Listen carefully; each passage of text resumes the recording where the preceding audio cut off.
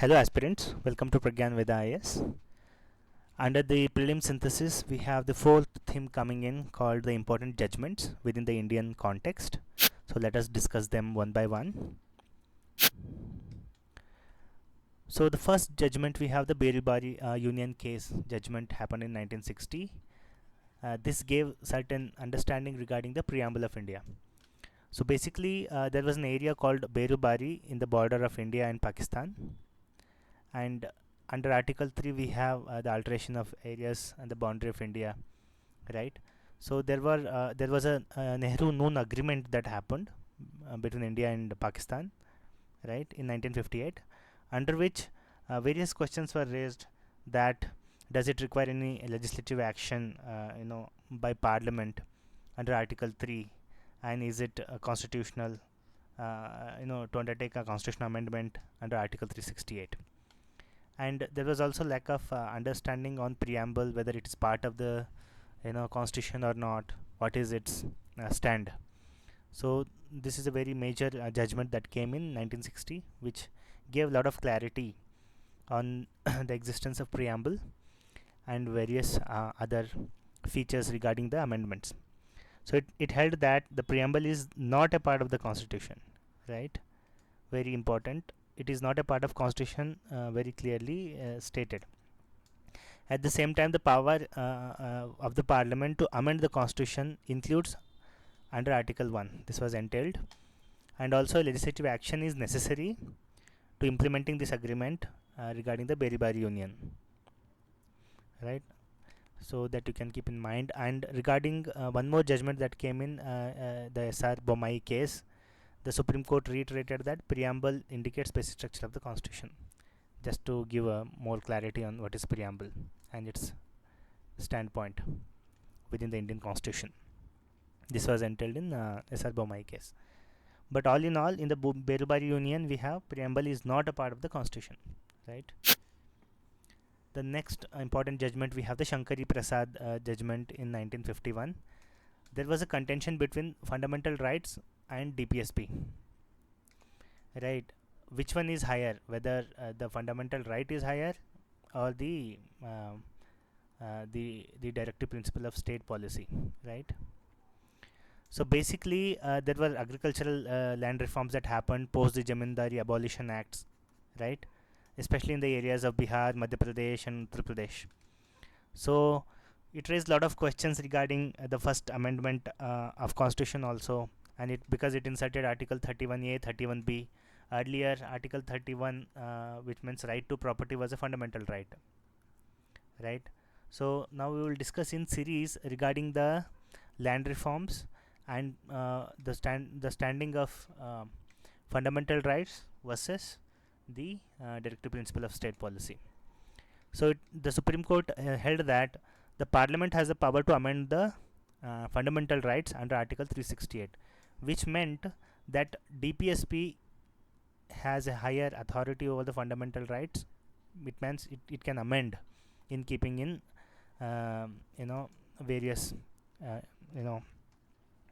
thoughts, which is guaranteed under Part 3, right? We have under Part 3 the fundamental rights entailed, and under Article 368 we have the constitutional amendment provision. So provided that Parliament has the power to amend the fundamental rights was entailed within Shankari Prasad case, which meant the DPSP is enjoys the higher power over fundamental rights. Following Shankari Prasad case, there was a very important case called the Golak Nat case, which came in 1967, which ruled that no, the fundamental rights are sacrosanct in nature, right? And the fundamental rights have a higher priority over the DPSC itself. So the legislation doesn't enjoy the power to amend Article 3 was clearly entailed in this. So literally there was a tug of war between fundamental right and DPSP, right? If you see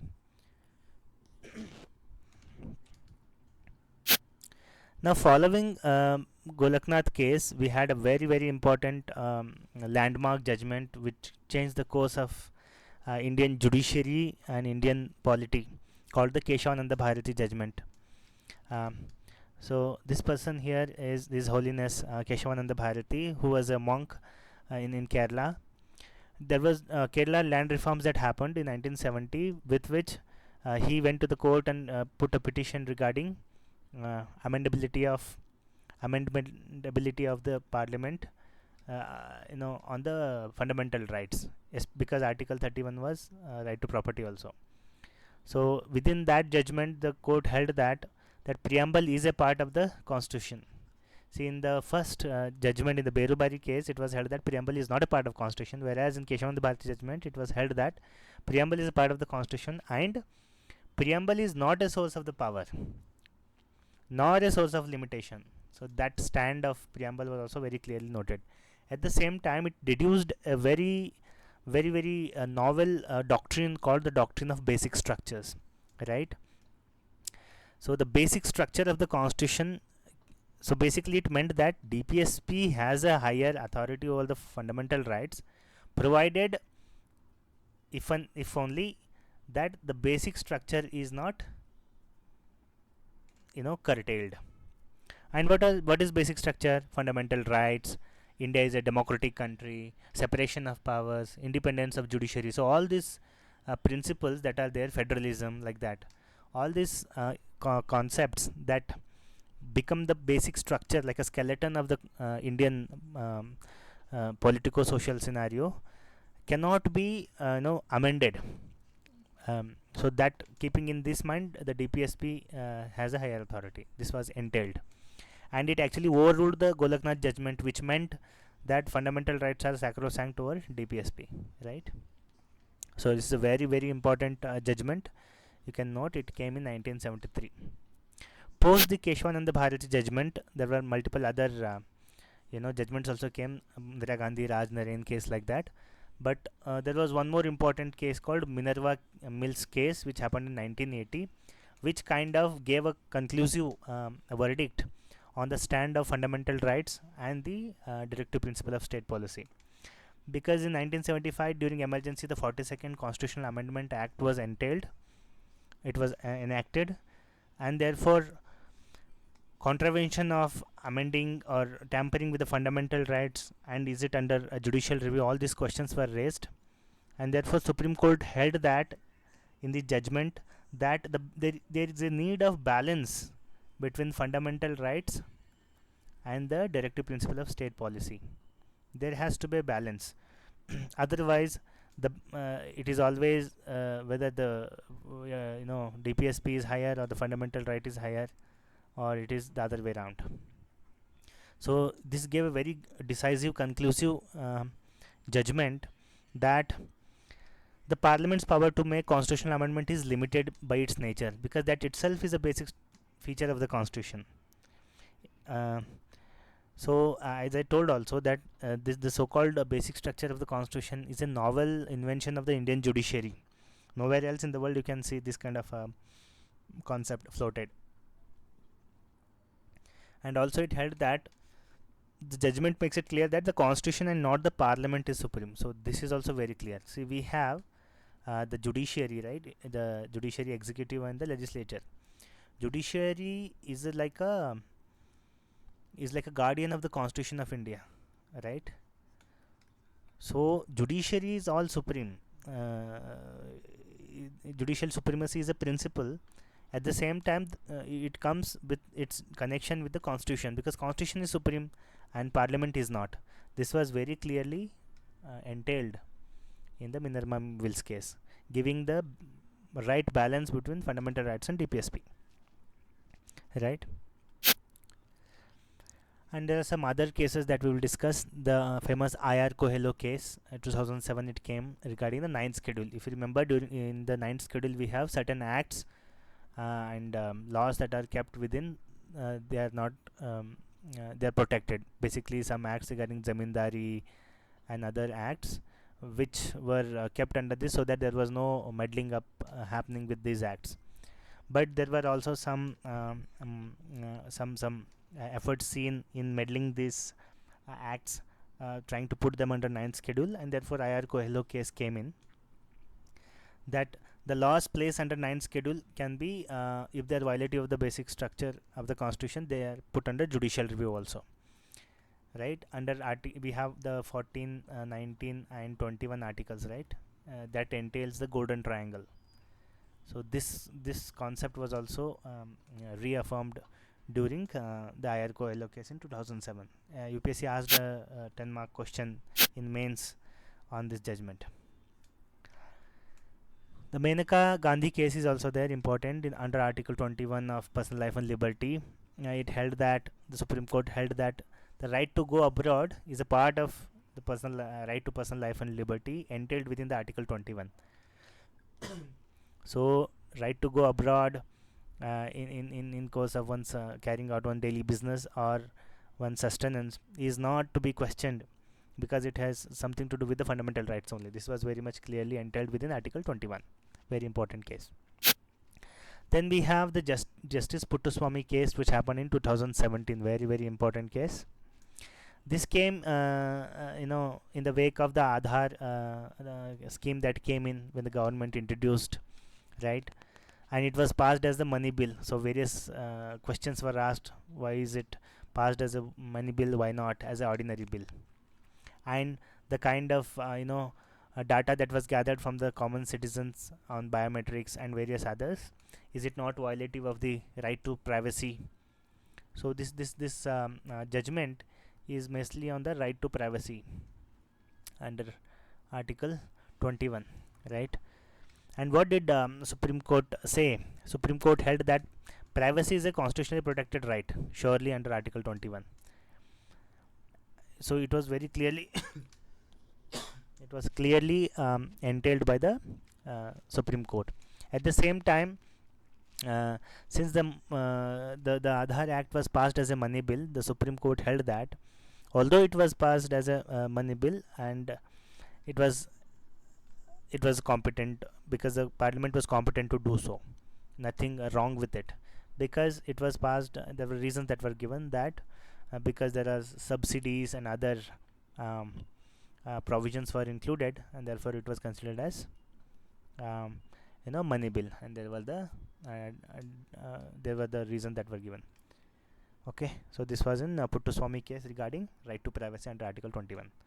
We have the Aruna Shanbhog case, very important also, regarding the passive euthanasia, again under Article 21, which forms the right to life and liberty.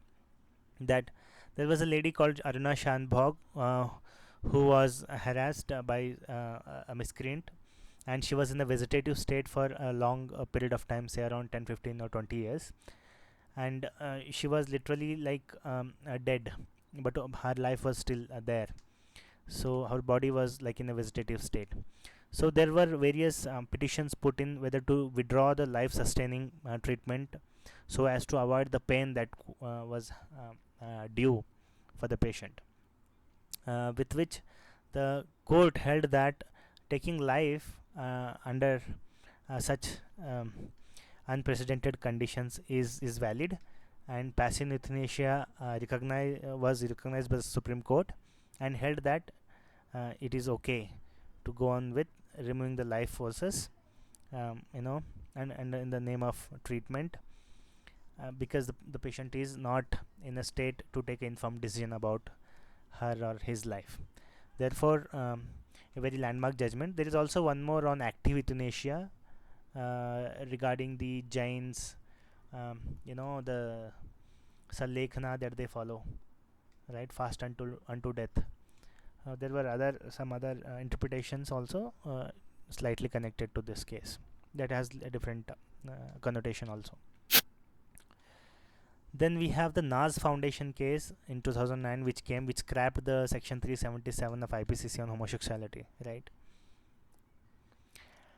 A very important case which gave that the consensual homosexual sex between adults is not criminal, because mostly it had background of the IPC from the British era, and it was repealed in 2009, which gave a lot of breath of fresh air for people of this kind of sexual orientation.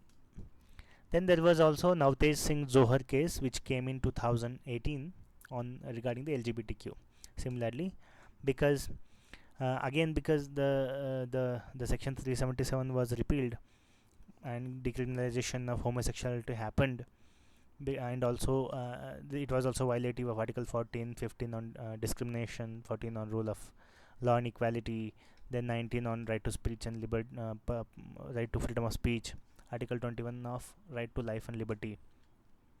It also gave a very famous doctrine of progressive realization of rights, especially for the marginalized communities of various sexual orientations, the lesbians, the gay, bisexual, transgenders, queer.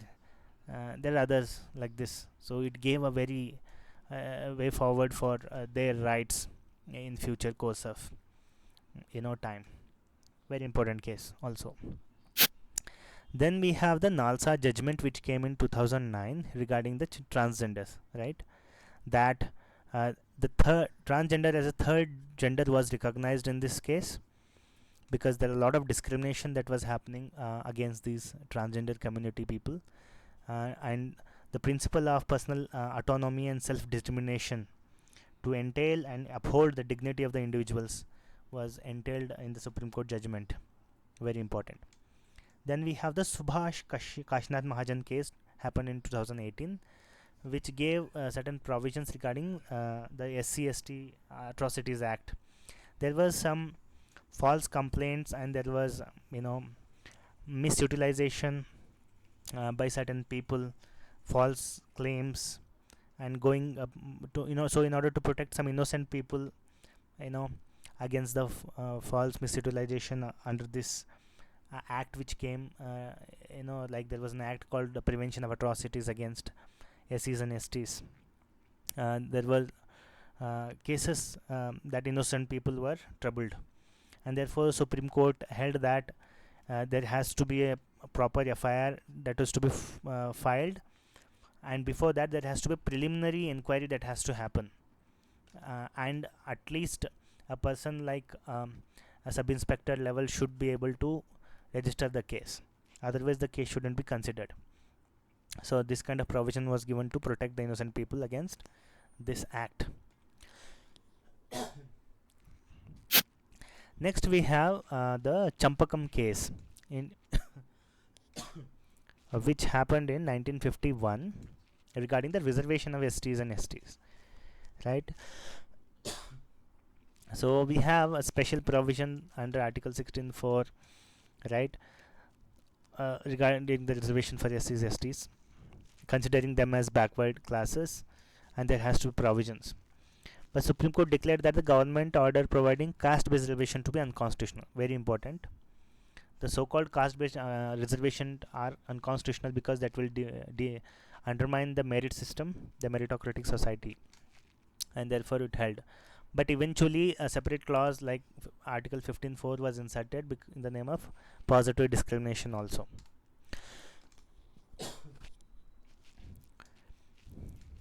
Right. So we have the Indira Savni case happening in 1992 regarding the reservations again, and the famous Mandal committee and the case of 1992, right? So it gave that the 27% of reservation for the OBCs that came in, it was challenged in the backdrop of this case, and the Supreme Court held that the reservation is all okay, but it should not exceed the 50% cap, right? If you remember earlier, the SCs had 15% and the STs had 7.5% reservation, and in the incoming of the OBCs reservation with 27% proportionate to their population, the total reservation percentage came to 49.5, and therefore the capping was very much required, otherwise it will create crevices in the social fabric. So therefore it was capped, and also it was said that economic backwardness alone could not be the criterion. Basically the reservation system has its background with social and educational backwardness only.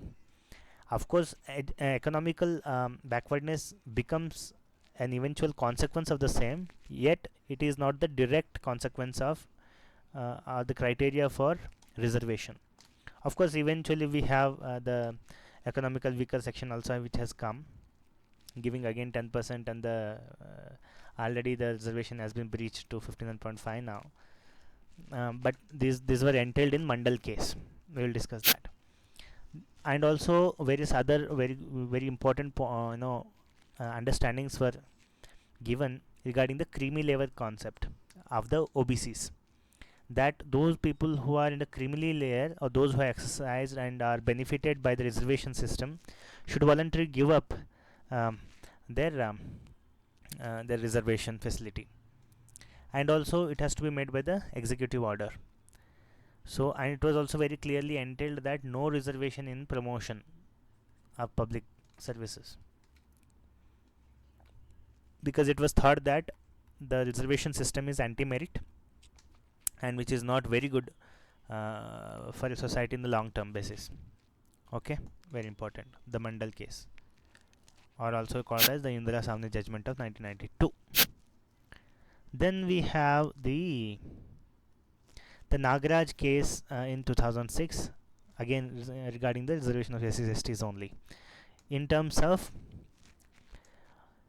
because there were many other communities, sub-communities within the scheduled caste and tribe, otherwise were not, and were aiming at becoming the part of the community of SCs and ST, and therefore there was a need for a judgment like this, that it is constitutionally valid that we on the basis of positive discrimination, certain communities who are historically have faced discrimination, and there is a need to uplift those certain communities, and therefore certain quantifiable data has to be there to prove the backwardness. Otherwise there were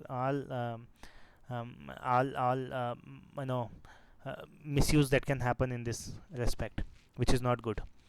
And also inadequacy of their representation in public employment was also has to be given, and there has to be quantifiable stats and data that has to be presented. And also at the same time, the overall efficiency and administration of efficiency of the administration shouldn't be compromised. That was also entailed in Nagaraj case. Then we have the Kyoto Holohan case regarding the defection, right? Because in the 10th schedule we have the anti-defection and the anti-defection law also, which is there. So disqualification of the legislature was there on the court turning or changing parties post the elections and various other criteria, and the speaker enjoyed a great power in disqualifying the legislatures. Now various questions were raised by various ministers or acting MPs, that there are always all chance of misinterpretation and manipulation. Therefore there has to be a provision for safeguarding MPs, or the good MPs. So Supreme Court upheld that the discretion available to speaker is decided on case to case basis, right? And also it is under judicial review. So that gave a lot of backing for the acting legislators. Okay, important. The Kyoto Holohan judgment on defection, providing safeguards for the legislators. Then we have the SR Bommai case. It happened in 1994, also called as the regarding the precedent rule. This is very important case. It can be quoted in various center-state relations issues, in federalism, like that. What was the background? The then Chief Minister of Karnataka, by Janata Dal, SR Bommai, he approached the court against the governor's decision to recommend precedent rule in the state, right? And it was so what was upheld in that case was that the president should exercise the power only after his or her proclamation, and it has to be approved by both the houses of the parliament, the Lok Sabha and the Rajya Sabha, both. It cannot be arbitrarily imposed. And this was a very significant move in strengthening the federalism in India and bolstering the federalism in India, because sometimes the hostile central government, in order to exercise its control and exercise power, sometimes tends to dismiss the state government, and therefore such provision was very crucial in retaining the social the federal fabric of the state.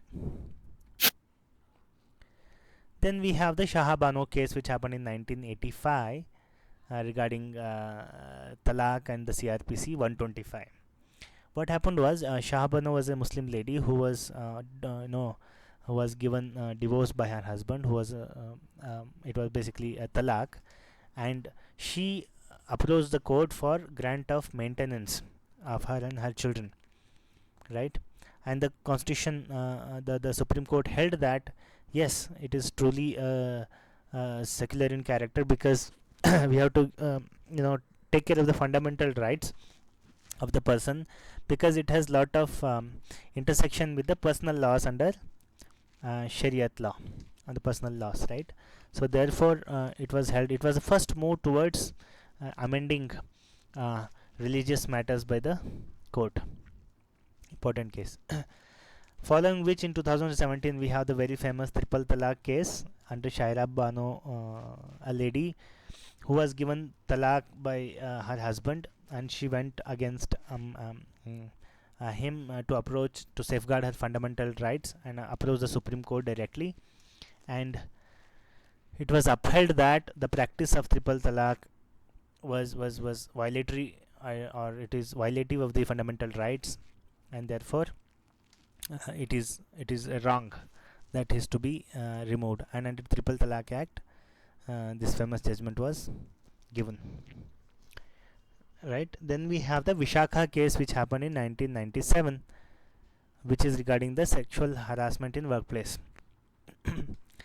See, what happened was there were a lot of sexual harassment in the workplaces happening, and a lady called Vishakha, she approached the Supreme Court, and therefore certain guidelines in the name of Vishakha guidelines were given to various organizations to take care that especially the female employees are not harassed in the workplace, and to foster that safe working environment was the need of the time. So therefore these guidelines have, if you see in various companies also, there is a posh mandatory course that has to be attended by everybody, prevention of sexual harassment in workplace, right? Very important, the Vishakha case, 1997.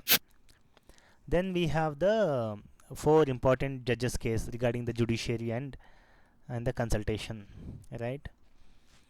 The whole point was judiciary in terms of appointment and transfer of the judges, judiciary enjoys a greater power, keeping in judicial independence and law of primacy, right? But the legislature was not very happy with it, because the president has to be recommended by the CJI in appointment, and therefore earlier it was not binding on the president by the CJI's recommendation, and therefore consultation with the CJI must be full and effective. So it was held that the ultimate power to elect or to appoint any judge was completely was in the hands of the government and not the CJI. So this was held in the first judges case, following which in the second judges case in 1993 the collegium system was formed, a group of judicial luminaries, with which the word of consultation was renamed to concurrence also, right? Okay, so that was held in second judges case. Following in the third judges case in 1998 we had that earlier it was not binding, and now in the collegium system it was indirectly made as binding. Now eventually it was again made non-binding on the government, right? Because the CJI should have at least 4 other judges, and even if 2 of them are not in the same opinion, then they should not even send the recommendation in the name of consultation to the government. So this was held in the third judges case. And following we had the fourth judges case post the 99th Constitutional Amendment Act, which established a body called National Judicial Body Judicial Appointing Committee. The Supreme Court actually struck down this NJSC and said it as null and void, being it as unconstitutional on the grounds that that it was violative of the principle of basic structure, namely the independence of judiciary. And the collegium system currently takes care of the appointment. It recommends to the president, right? Important, wherever there is any judicial reforms regarding questions come, we can always sprinkle this cases. Then we have the very famous Sabarimala case, which happened in 2018, right? Entry of the menstruating women between the age of 10 to 50 years. Are they allowed or not allowed? Because the temple god Ayyappa is considered to be a brahmachari, and it is not in due respect of their uh, temple rituals and rules and regulations. It was not allowed for any menstruating woman to enter the temples. And there were petition filed in the court earlier in the Kerala, and it held that yes, it is not allowed and there is a restriction. But when the same thing was approached in the apex court, the apex court overruled the earlier Kerala High Court's judgment, saying that it is violative of the fundamental rights, namely the Article 14 and Article 21, and the right to worship should be equally available to men and women of all ages, right? And also it was held that the concept of menstruation in connection with purity and pollution is to be seen with Article 17, which is a right against untouchability. So therefore a woman's entry is not curtailed. So this was held in the Sabarimala case in 2018. And we have the Lily Thomas case, which happened in 2013 regarding the electoral reforms, that disqualification of a MLA or MP was there, and at least 3 months notice was there to prove one's innocence, right? So it was held that anybody who is convicted an MP or MLA on malified grounds, right, even without given a 3 months time, he has to be disqualified. This was held in the Lily Thomas case, which actually gave a lot of way forward for the electoral reforms. Then we had the Ram Janmabhoomi case, which happened in 2019 regarding the Ram Mandir and Babri Masjid dispute. That of course a lot of events happening, but also there was demolition of the Babri Masjid. So under Article 142, the court, exercising its judicial activism, said that in order to ensure that the wrong has been committed and it has to be remedied, and therefore 5 acres of land was given in Ayodhya outside the disputed area, because based on the ASI findings, the Archaeological Survey of India's findings, that the earlier land belonged to the Hindu temple of Ram, and there was atrocities or demolition had happened in the past by the Babar, and eventually Babri Masjid was built, and therefore the mandir belongs to Ram temple, the Hindus, and the relocation of the same land was given to the Muslim community. Okay, so like this. And what are some potential questions that can come like this? Section 377 of Indian Penal Code, which decriminalize homosexuality, was struck down in which landmark case? So we have the Navtesh Singh Zohar case, right? Naas Foundation also, Suresh is not okay. Naas Foundation, which reinforced the statement, but Navtesh Singh Zohar case was the one. Then we have questions can come like this also. Shahbana judgment, which came in 1985, was milestone case of Muslim women's fight for rights. Yeah, fine. The Supreme Court upheld the right of alimony for, that is the maintenance for the Muslim women, said that the code of CRPC is applicable to all citizens, all irrespective of the religion. However, judgment was overturned by the government of the day. Okay, possible. Let us see. Then Minerva Mills case was there. This is looks fine, but there are some keywords that can be mismatched or manipulated by the UPSC, so we can see. Then in the Minerva Mills case 1980, we had the declaring them to violative of the basic structure. Yes, it gave the balance between fundamental rights and DPSP right, if you remember. Okay, struck down 2 changes made to the constitution. हो सकता है. Then we had the Gopalan cases contended that there was no violation of fundamental rights enshrined in Article 13, 19, 21, 22 under the provision of Prevention of Detention Act. Detention was as procedure established by law. Okay. We have not discussed this case, but I think this case is there here. You can note it down and study. Then we have the famous Lily Thomas case. Ruled that individuals had a right to die with dignity. Really? I think we had the Aruna Shanbach case, if you remember, allowing passive euthanasia, right? This was Lily Thomas case was regarding the electoral reforms. This is not correct. So if I can start with 4 as not correct, then we can try to get close to the answer. So only statements 1, 3, 4 are true. So this is wrong. All the above is also wrong. None of the above statements are true. So the only left answer is A. That is 1, 2, 3 are correct. So like these questions can come. Okay. So thank you very much for your time, and you can find the PDF of this in the Telegram group. Thank you.